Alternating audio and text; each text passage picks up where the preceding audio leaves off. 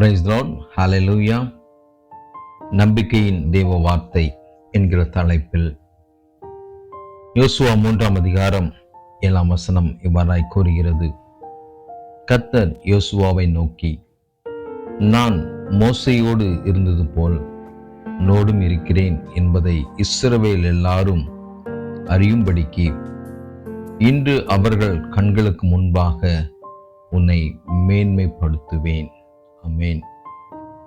தேவன் உங்களோடு கூட இருக்கிறார் என்பதை உங்களோடு இருக்கிற எல்லா ஜனங்களும் அறிந்து கொள்ளும்படியாக கர்த்தர் உங்களை மேன்மைப்படுத்த வாஞ்சை உள்ளவராய், விருப்பம் உள்ளவராய் இருக்கிறார் என்பதை உணர்ந்து கொள்ளுங்கள். ஒருபோதும் நீங்கள் தனிமையானவர்கள் அல்ல என்பதை முதலில் புரிந்து கொள்ளுங்கள். கர்த்தர் உங்களோடு கூட இருக்கிறார். அவர் உங்களை விட்டு விலகவும் இல்லை, உங்களை கைவிடவும் இல்லை என்கிற நிச்சயத்தை உடையவர்களாய் நீங்கள் இருப்பீர்கள். ஆனால் கண்டிப்பாக நீங்கள் எல்லா இடத்திலும் மேன்மை உள்ளவர்களாய், அழைக்கப்பட்ட, தெரிந்து கொள்ளப்பட்ட உங்களை கர்த்தர் உயர்த்த சித்தம் உள்ளவராய் இருக்கிறார். வேதம் சொல்கிறது, யோசுவா 1 அதிகாரம் 5 நீ உயிரோடு இருக்கும் நாளெல்லாம் ஒருவனும் உனக்கு முன்பாக எதிர்த்து நிற்பதில்லை. நான் மோசையோடு இருந்தது போல் உன்னோடும் இருப்பேன். நான் உன்னை விட்டு விலகுவதும் இல்லை, உன்னை கைவிடுவதும் இல்லை. கடினமான சூழ்நிலைகள், வேதனையான சூழ்நிலைகள், போராட்டமான சூழ்நிலைகள் வரும்போது எப்படி செங்கடலை மோசே கொண்டு கர்த்தர் பிளக்க செய்தாரோ, அதே போல யோர்தானை யோசுவாவை கொண்டு கர்த்தர் பிளக்க செய்தார். அதே தேவன் அவர் இன்றும் ஜீவிக்கிறவராயிருக்கிறார். உங்க வாழ்க்கையில வருகிற போராட்டங்கள், பிரச்சனைகள், நிந்தைகள், அவமானங்கள், இல்ல உங்க அழைப்பை குறித்து இருக்கிற கேலி, கிண்டல், நிந்தை, இவைகளை மாற்ற தேவன் வல்லவராயிருக்கிறார். உங்க மூலமாய் கர்த்தர் செய்ய நினைத்திருக்கிற காரியம் தடைபடாது. அது அநேகருக்கு ஆச்சரியங்களை உருவாக்கக்கூடிய அளவுக்கு தேவன் உங்க மூலியமாய் அற்புதங்களையும் அடையாளங்களையும் செய்து தேவன் உங்களோடு கூட இருக்கிறார் என்பதை அநேக கண்களுக்கு முன்பாக, குறிப்பாய் அந்நிய கண்களுக்கு முன்பாக, நீங்கள் நேசிக்கிற உங்கள் உறவினர்களுக்கு முன்பாக, அல்லது உங்களை பகைக்கிற உறவினர்களுக்கு முன்பாக கர்த்தர் அதை வெளிப்படுத்துவார். ஒரு நாளும் சோர்ந்து போகாதீங்க, பயப்படாதீங்க, கலங்காதீங்க, திகைத்து போகாதீங்க. கர்த்தர் உங்களோடு கூட இருக்கிறார் என்பதை கர்த்தர் வெளிப்படுத்தி கொண்டே இருப்பார். ஒரு நாளும் அவர் உங்களை விட்டு விலகவே மாட்டார்.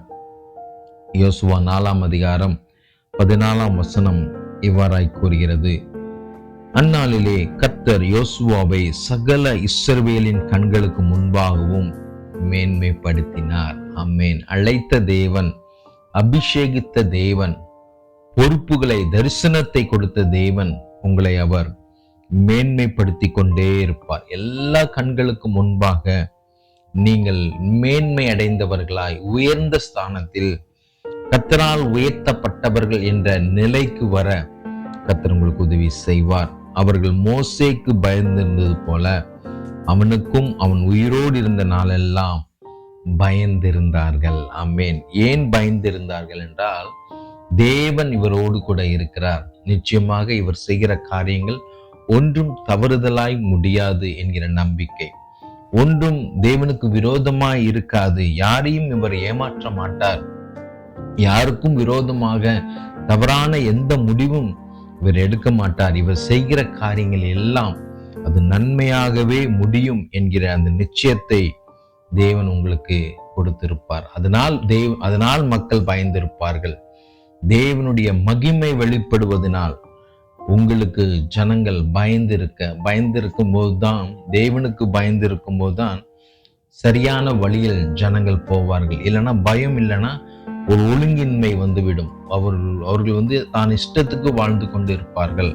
ஆனால் தேவன் உங்களோடு இருக்கும்போது நீங்கள் தலைமைத்துவத்தில் இருக்கிற ஒவ்வொரு பிள்ளைகளையும் கர்த்தர் மேன்மைப்படுத்தி வைக்கிறார். மேன்மைப்படுத்துவதனால் உங்க கூட இருக்கிற ஜனங்கள், உங்க சபையில் இருக்கிற மக்கள் கர்த்தர் பாஸ்டரோடு இருக்கிறார் என்கிற அந்த உணர்வு வரும்போது நிச்சயமாக தேவனுக்கு பயந்து உங்க வார்த்தைகளுக்கு கீழ்ப்படிவார்கள்.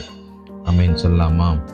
1 நாளாகமம் 29ஆம் அதிகாரம் 25ஆம் வசனம் இவ்வாறாய் கூறுகிறது. இஸ்ரவேலர் எல்லாரும் காண கர்த்தர் சாலமோனை மிகவும் பெரியவனாக்கி அவனுக்கு முன்னே இஸ்ரவேலில் ராஜாவான ஒருவனுக்கும் இல்லாதிருந்த ராஜரீக மகத்துவத்தை அவனுக்கு கட்டளையிட்டார். ஆமென். ரிபஷந்து ரியாங்கராபா. ஒரு ராஜரீக அபிஷேகத்தை, ராஜரீக மகிமையை பெற்றுக்கொள்ளும்படியாக கர்த்தர் உங்களுக்கு உதவி செய்வார். எல்லா சூழ்நிலையிலும் ஒரு ராஜாவை போல, ஒரு தலை உயர்ந்து வாழ்கிற, தலை நிமிர்ந்து வாழ்கிற ஒரு ஸ்தானத்தை கர்த்தர் உங்களுக்கு கொடுப்பார். நாங்கள் மோசேக்கு செவி கொடுத்தது போல உமக்கும் செவி கொடுப்போம். உம்முடைய தேவனாகிய கர்த்தர் மாத்திரம் மோசையோடே இருந்தது போல உம்மோடும் இருப்பாராக. ஆமென். நீங்க எப்போ மேன்மை அடைகிறீங்களோ, எப்போ உயர்வு அடைகிறீங்களோ, உங்களோடு இருக்கிற ஜனங்கள் கர்த்தர் உங்களோடு இருக்கிறதை அறிந்து அவர்கள் நேர் வழியில், உண்மையான வழியில், பாவத்தை விட்டு விலகி தேவனுக்கு பயந்து வாழ ஆரம்பிப்பார்கள்.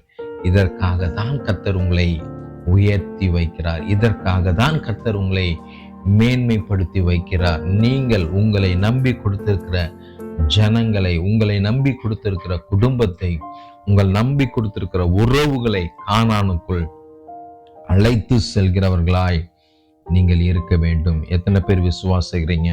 பாஸ்டர், என்னை கர்த்தர் நம்பி கொடுத்த அந்த ஊழியத்தை, என்னை நம்பி அபிஷேகித்த அந்த ஊழியத்தை, தரிசனத்தை நான் நிச்சயமாய் நிறைவேற்றுவேன் என்று நீங்கள் ஒப்பு கொடுப்பீர்கள். ஆனால் கர்த்தர் உங்களை மேன்மைப்படுத்துவதை நீங்கள் பார்க்க முடியும்.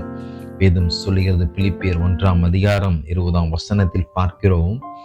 நான் ஒன்றிலும் வெட்கப்பட்டு போகாமல் எப்பொழுதும் போல இப்பொழுதும் மிகுந்த தைரியத்தோടെ ஜீவனாகிலும் சாவினாகிலும் கிறிஸ்து என் சரீரத்தினாலே மகிமைப்படுவார் என்று எனக்கு உண்டாயிருக்கிற வாஞ்சிக்கும் நம்பிக்கைக்கும் தக்கதாய் அப்படி முடியும். ஆமென். கிறிஸ்து உங்களோடு கூட இருக்கிறார். இந்த தைரியம் உங்களுக்குள்ள இருக்கணும், நம்பிக்கை உங்களுக்குள்ள இருக்கணும், வாஞ்சை உங்களுக்குள்ள இருக்கணும், வைராக்கியம் உங்களுக்குள்ள இருக்கும்போது கண்டிப்பாக என் தேவன் உங்க மூலியமாய் மகிமைப்படுவார்.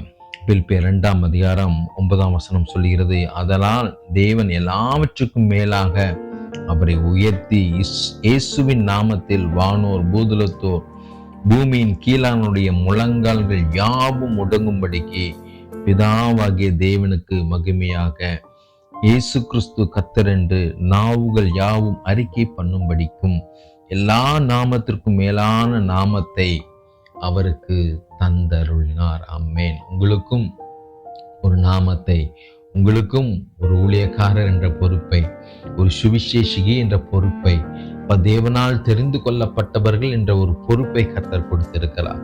காரணம், இந்த உலகத்தில் இருக்கிற எல்லா ஜனங்களும் இயேசுவே மெய்யான தெய்வம் என்பதை அறிந்து கொள்ள வேண்டும். அவருக்கு முன்பாக எல்லா முழங்கால்களும் முடக்கப்பட வேண்டும் என்கிற நோக்கத்தோடு கூட கர்த்தர் உங்களை மேன்மைப்படுத்தி வைத்திருக்கிறார், உங்களை உயர்த்தி வைத்திருக்கிறார். உங்களுக்கு ராஜரீக அபிஷேகத்தை கர்த்தர் கொடுத்து வைத்திருக்கிறார். அதனால எப்பொழுதும் கர்த்தருக்கென்று வைராக்கியமாய், நம்பிக்கையாய், வாஞ்சையாய், தைரியமாய் நீங்கள் இருக்கும்போது கர்த்தர் உங்க மூலியமாய் அவர் மகிமைப்பட ஆரம்பிப்பார்.